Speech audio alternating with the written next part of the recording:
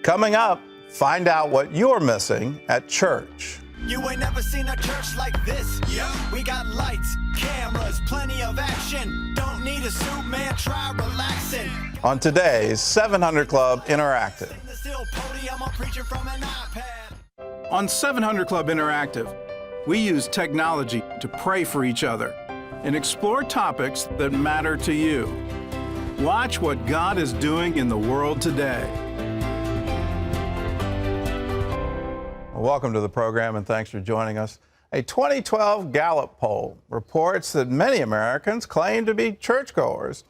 But when you dig a little deeper, pollsters discovered that, well, people are lying about their church attendance. In the reality, less than 25% of Americans go to church on a regular basis. One organization is trying to change those statistics with a little humor combined with social media.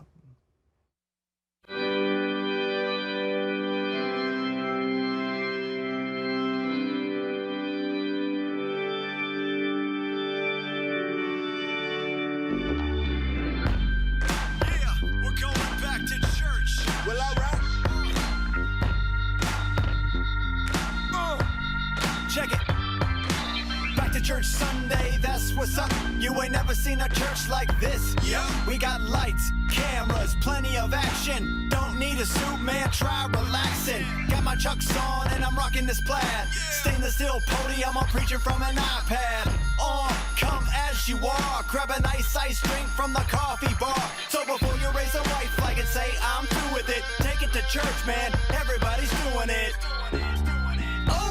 The deacon's on the scene. Check me from the front row to the mezzanine. Got Faye on the pipe organ laying it down. Everybody knows I run this town. Throw me a mic and I might surprise ya. Meet me at the water and I'll baptize ya. Yo, wait for my signal. Now bust out the hymnal. Back to church, we going back to church. Put the fam in the van, man, back to church. Back to church, we going back to church. Everybody in the nation, find a location. Back to church, we going back. Yo, I get it. It's been a while, maybe a small church is more your style. Trust me, you'll be glad you came. Like cheers, everybody knows your name. I'm not here to judge or nitpick. Just get down to the church picnic. Back to church, it's a celebration. What you waiting for? Here's your invitation. Oh! Now I hope that you're ready, cause when daddy hit the stage, it's about to get sweaty, we get wild. When I flow like the Nile, got you dancing in the aisle saying, ooh, child. Now please somebody wave your hanky at me, and can I get an amen from the back seat? Amen. Back to church Sunday, it's not a rumor, main time for a comeback. Boomerang. Back to church, we going back to church. Put the fam in the van, man, back to church. Back to church, we going back to church. All of the people get to a steeple. Back to church, we going back to church. Put the fam in the van, man, back to church. Back to church, we going back to church. Everybody in the nation, find a location. Back to church, we going back to Sunday. Well, please welcome the creator of the Back to Church rap, Eric Abel. Eric, welcome to 700 Club Interactive. Oh, thanks for having me. Appreciate that today. Why did you create the Rapping Pastors video? Well, you know, it's just amazing how it has gone viral. You know, we've got over 500,000 views on YouTube and GodTube, and millions of other churches have seen it. But it all started with a strategy that we wanted to invite people in America back to church, and it was all part of National Back to Church Sunday, which is an annual event in September. And we asked ourselves several questions. You know, how could we get people back to church? How could we equip the church to invite? What could we do to paint a picture of the church that's relevant for everyday life and something that's fun as well? And then also we thought about in terms of the de-churched and the unchurched, and really how could we make it look like National Back to Church Sunday is a safe day, a day where they can come to church and know there's going to be many others going to be participating in that. We also wanted to persuade men too. I think that was a part of this video, is that idea of put the fam in the van, man, back to church. That idea, if we can get the men to come to church, then their families are going to follow. And so that was some of the motivation behind the Pastor Rap video. How effective was it? Have you seen any increases? Oh, yeah. We conducted a survey of participating churches, and they all said by far it was the most useful tool that they used to reach out to their community. And participating churches were recording a 38% increase in attendance on that Sunday. So the video did contribute to that. I think it just helps people to reconsider, coming back to church and in a way that they never have before. I pulled one quote off of Facebook. You can go to Facebook and YouTube and see some of the people talking about it, both pastors and individuals. This one is from a Colin Campbell. He writes, "This video honestly motivated me to attempt to go back to church. I'm a little scared, though, because I'm afraid of being judged. But this video makes it a little less scary to go back to church." So we're seeing some great comments, and we're seeing great comments from pastors as well as individuals. It's interesting. He was worried about being judged, and the stats are showing 2% of Americans who are going to church, only 2% of them invite non-Christians. Why do you think that is? Well, yeah, the study was from Lifeway Research, and it showed that not only 2% aren't inviting, but it showed that 82% of people would come to church if simply invited by a friend. So I think some of it could be that churches just aren't promoting it, frankly. They are not really encouraging their congregation to invite to come back to church. That's one of the great things about Back to Church Sunday. It gives just a single day where the people in the pews realize everyone in the congregation is going to be inviting family, friends, and neighbors. It just makes for a great excuse. So I think that's one big reason that, frankly, churches really aren't talking about it. How do we get, I guess, people going to church interested in, I don't have another word for it, marketing? You go back to the first century, they were really good at marketing, and they would go house to house and involve whole families and do it that way. What can we do to inspire people to sort of return back to that? Well, I think part of it is people really enjoy their churches. If you talk to them, they just find great comfort there. They can find great enthusiasm in community. And so it's just a matter of how can we get people to communicate that love of church to their neighbors and friends. If you look back in the New Testament, of course, God used church growth in a couple of different ways. One, the growth from outside in, as people came and more people came to church, and as the New Testament church spread throughout the world. But really, I think it's going to take growth from within, and God seems to use that too. If you look at the book of Acts, Acts 2, in the early church, where it says they devoted themselves to the apostles' teaching and fellowship, and they were really into their church.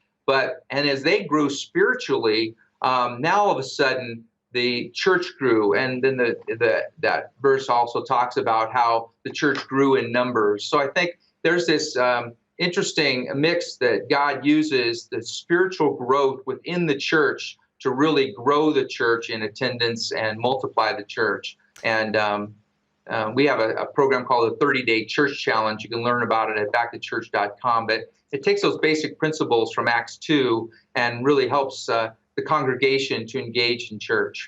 Well, what do you got planned for 2013?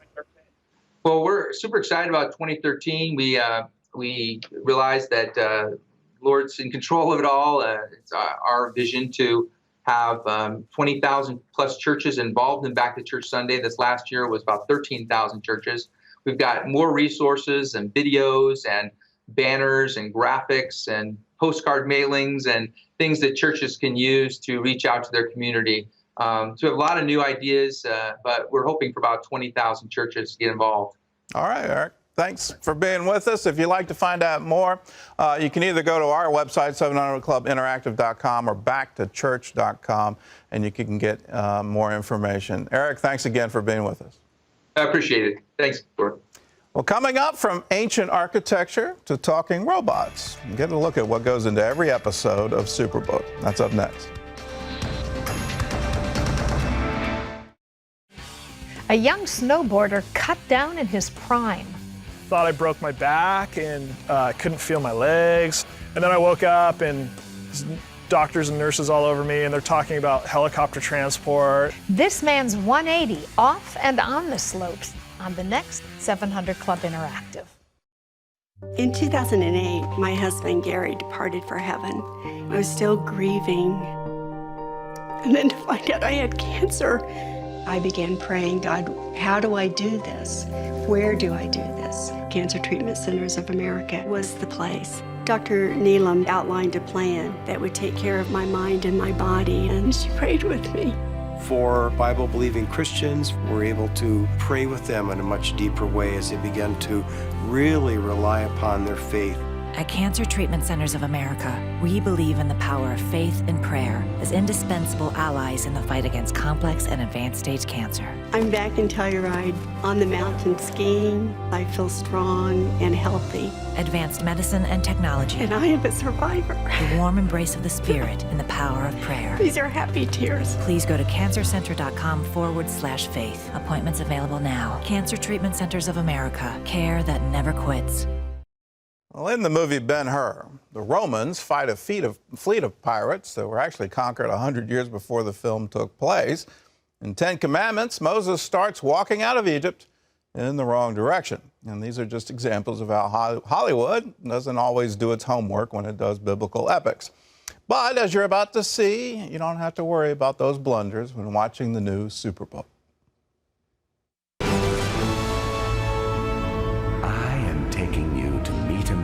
Stood up for what he believed was right. When you're watching Superbook, you're not just watching an animated Bible story. You're also watching one of the most accurate portrayals of the ancient Middle East ever put into a cartoon. It appears we are in ancient Babylon, approximately 500 BC. Every detail and every shot has been checked for historical accuracy, from the clothes to the armor, even down to the tapestries in the background. If they didn't have it back then, they're not going to have it in Superbook. What could possibly be so important? Here's an example. Take a look at this shot. It's only up there for a few seconds, so if you blink, you might miss it. Now, that massive blue structure is called the Ishtar Gate. It was built by King Nebuchadnezzar in 575 BC and faithfully reconstructed by our Superbook animators 2,500 years later. Now, believe it or not, that gate is still around, only it's not in Babylon anymore. It's now standing in a museum in Germany. Our producers saw the gate and made sure that when we drew it, we had the right colors, the right size, and all those lions on the wall facing in the right direction. And the reason is we want to let children know that this is a real place and a real time, and this is an historical event that happened. And it's not just the backgrounds. What is the meaning of this outrage? Take this handsome fellow. His name is Darius the Great. He was the reigning monarch of the Persian Empire between 522 and 486 BC. He's believed to be the guy in charge of Babylon in the years after the Jewish exile, and he's also thought to be the Darius referred to in the book of Daniel. You are wise above all men in my kingdom. Well, we didn't just draw him to sport the ZZ top beard because it was cool. That's actually the way he looked. Even a king can be uncertain about what is right. The more historically accurate we can make them, the longer the series will last. But it's not just the look that's important. The foundation of any Superbook episode is the Bible story, whether it's Daniel in the lion's den or Moses or creation. We want to be sure that the story that's being told by us matches up with the story being told in the Bible, even down to the dialogue, which comes directly from the scriptures. Long live the king! My God sent his angel to shut the lions' mouths so they would not hurt me, for I have been found innocent in his sight. Ultimately, the goal of Superbook is to teach kids around the world about the Bible. That's why this series will be translated into 18 languages. We hope that in the next few years, 300 million children will hear stories from Genesis to Revelation through Superbook, and many of those kids will be hearing about the Bible for the first and only time through this program. That's why we're such a stickler for accuracy. We just added the talking robot. If you want to take the Bible to the children of the world, that's our goal. Our goal is over the next 5 years, 300 million children watching Superbook episodes around the world. We're in the process of translating the series into 38 different languages. We look forward to the launch in the first and second quarter of next year, 2013. And we're just in anticipation over what's going to happen, how a whole generation can know the stories of the Bible. Now, what do we need? We need help with the production costs. These are expensive episodes to make. And we've got a very special Christmas offer for you. We've got the latest episode, which is The Last Supper, and we're going to pair that with the First Christmas, which we offered before, but we're going to offer it again so you can have plenty of stocking stuffers. And we're inviting you to join the Superbook DVD Club. Now, what that means is for a gift of $25, we'll send you not just one copy of the DVD, we'll send you 3. As new episodes are created, you'll be first in line to get them, and you'll get 3 versions so you can have plenty to share with your relatives, family, with church, Sunday schools, Christian schools. We want to get the stories of the Bible out. Now, the special offer for Christmas is you get the latest episode, The Last Supper. You get 3 versions of that, and then you get the First Christmas. You get 3 versions of that as well, so you got plenty of stocking stuffers for this Christmas. Do it now. Be part of it. Join the Superbook DVD Club. Call us 888-777-1999, or you can log on to cbn.com. And if you don't want to join the Superbook DVD Club, you can just get The Last Supper as a single episode. And again, that's for a gift of $25, one-time gift of $25. Well, up next, MTV came calling, and Chris answered. 2 months later, his show was canceled. I was just like, man, I thought this was going to be the thing, you know, so now what? So now I'm a college dropout. The show didn't get worked out. I'm like, I have nowhere to go. Watch how losing his job led to finding his calling after this. If you're the mother of a child with behavior problems, I'd like to talk to you. My name is Janet Lehman, and I'm a behavioral therapist and a mom. I know what it's like when the child that you love becomes a defiant, out-of-control child who disrespects you. That's why my husband James and I created the Total Transformation, the program that tens of thousands of moms are now using to turn around their child's behavior. If you've heard about the Total Transformation and wondered if it will work for you, now you can try it for free. I'm willing to give away 1,000 programs today for free. All you need to do is get the program and let us know how it works for you. We'll let you keep it for free. I know the Total Transformation works because I used these techniques with my own son and with troubled kids for over 30 years. Let me prove to you that it works by giving you the program free. Call the number on your screen now to get the Total Transformation free. There's no escaping it. Everyone dies. We try our best to avoid it, but when it's our time, well, what we can do is to make sure our families are taken care of when we're gone. It just takes a little planning. Term life insurance with e-coverage makes that easy, because without it, your family could be left without the means to pay for important things, and that could mean losing your home and the life you envisioned for them. Imagine how that would make you feel. With e-coverage, just answer a few quick questions and we'll help figure out the right coverage for you. Our goal is not to sell you the most coverage, just the right coverage. Using advanced technology and best practices, we do the comparison shopping for you, giving you the best quotes from up to 20 of the top national brands with over 100 products. Why limit yourself to a single carrier when you can choose from the best? Around $25 a month buys a healthy 40-year-old a $500,000 policy. You may want more, you may want less. Call eCoverage now to help protect the people you love. Call now for your free quote. I walked the red carpet, I did all of that stuff. Still, there was that void inside of me. I had to find out who God was. So I began searching. I read all sorts of things. Didn't like Christians very much, except I had a problem. My brother had become born again. I just watched his life change, and I asked God, I'm open and I'm willing. On my spiritual quest for truth, I was just looking to fill the void. If you have a hole in your heart, Jesus Christ can fill that void for you. Do you have a powerful child?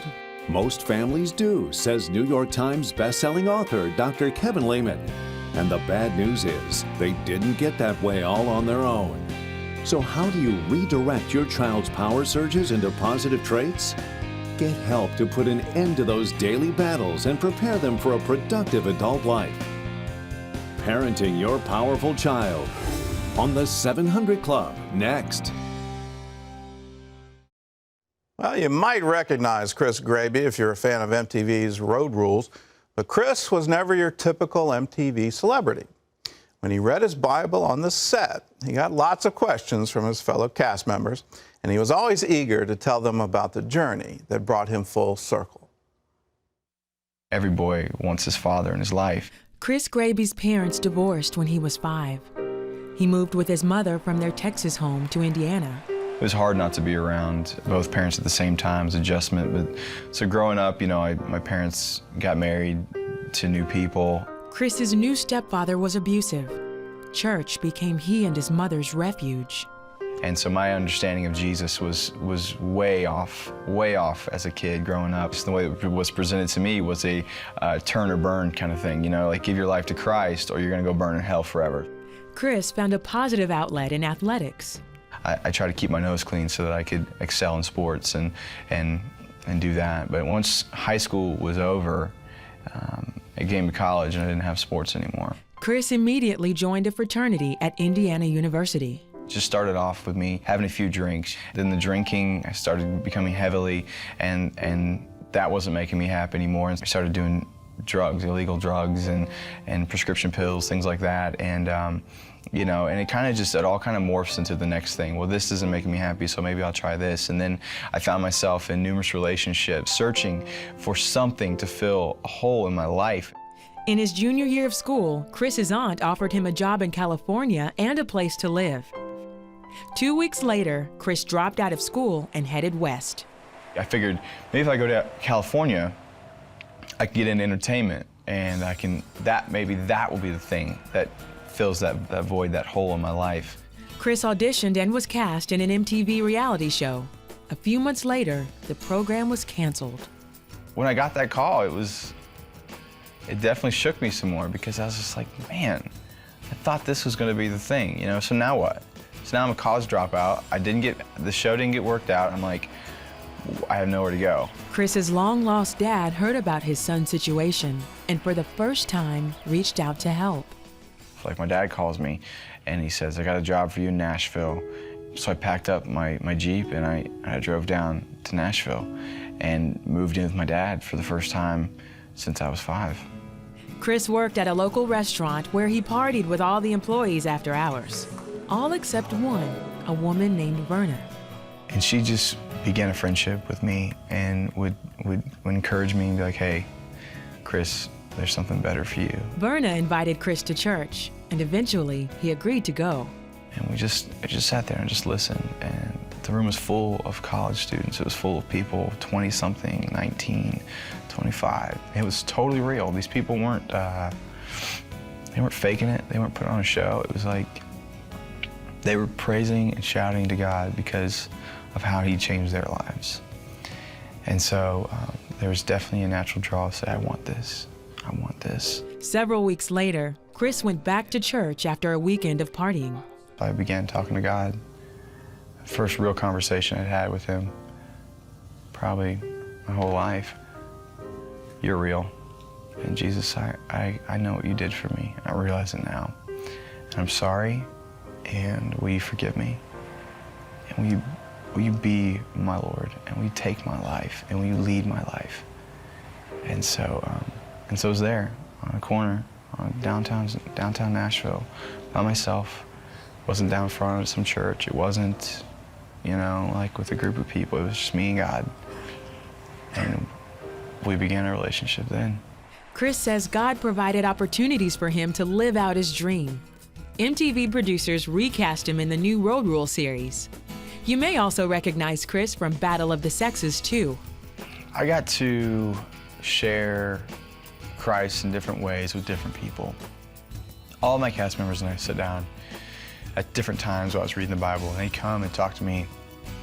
They'd ask me different questions, you know, so what are you reading the Bible today? Chris met his future wife at church.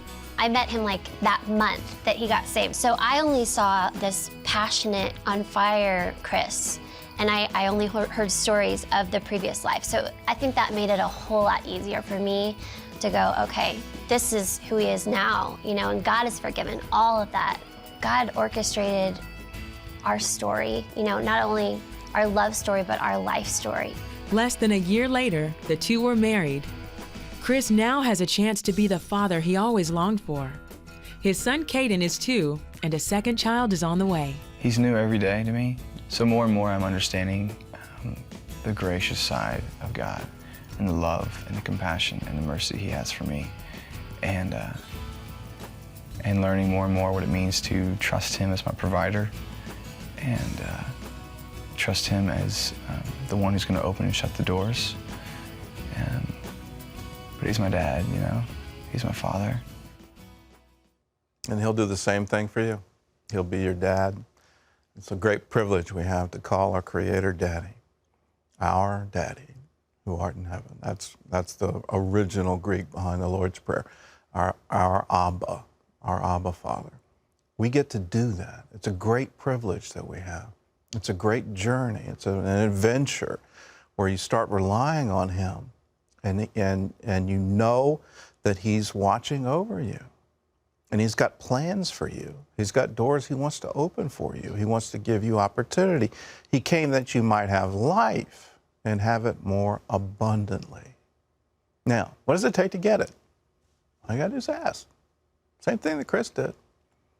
He just bowed his head and said, forgive me, restore me, come into my life, be part of me now. I want to hear your voice. I want to live for you. And when you do that, you get into a wonderful relationship that we were made for. And when you start understanding that we were made for a relationship with our Heavenly Father, well, then life starts to get real simple. And you start understanding, all I have to do is trust him. If he tells me to do something, there's going to be a blessing there. And so I'm just going to trust him. And when you do that, an incredible life opens up for you. Adventures that you've never dreamed you'd ever do, he'll have you do. He'll have you go places. He'll have you meet people. He'll open doors of opportunity for you. He wants to bless you. All you have to do is ask him in. Now, here's the prayer. It's very simple. Jesus, if this is real, if you're really there, if you really want to have a relationship with me, if you really love me, could you show me? Could you come into my heart? Could you make me new again? Can I know your love? Can I be forgiven? And if you pray that with all of your heart, he'll answer you. And he'll come in, and what he did for Chris, he'll do for you. He'll turn your life around, and you'll find what you've been looking for all this time. If you want someone to help you pray, all you got to do is call us, 888-777-1999. When you call, just say, I want to pray, and ask Jesus to come into my heart. For everybody that calls, we've got a free packet for you. It's called A New Day. In there is a CD teaching. It's about an hour, 70 minutes long. What do you do? What do Christians believe? How do you live the Christian life? What's this all about? There's also a booklet with Bible verses in it. And we encourage you to do what Chris did, which is get involved in a local church, get a Bible, start reading it, start renewing your mind through Scripture. That's how you do it. You read the Bible every day and pray and ask Jesus to talk to you and to be with you. If you do that, he'll do it. But make that phone call. We want to get this packet to you free. The packet's free, phone call is free, it's all free. So just give us a call, 888-777-1999. Well, we've got some chats. Let's go over to Dimitri in the chat room. Yes, Stephanie chats in. She says, I have been checking out new churches, and one was so performance-driven and the other was so old-fashioned. Why should I bother when it seems like no one knows how to be normal? Oh, there are plenty of them that know how to be normal. You know, there are extremes, and some people actually like the old-fashioned church. They really appreciate that kind of fellowship. Some like this, you know, super performance church. So you'll find one that you like, but I'll give you a bit of advice. Stop looking for the perfect one, because as soon as you join it, it won't be perfect anymore. So there are no perfect churches, but there are wonderful churches and wonderful fellowship. Well, that's all the time we have. We leave you this word from John chapter 3. For God so loved the world that he gave his only Son, so that everyone everyone, that's you, everyone who believes in him will not perish, but have eternal life. That's the hope of our calling, the hope of our salvation. God bless you. We'll see you again.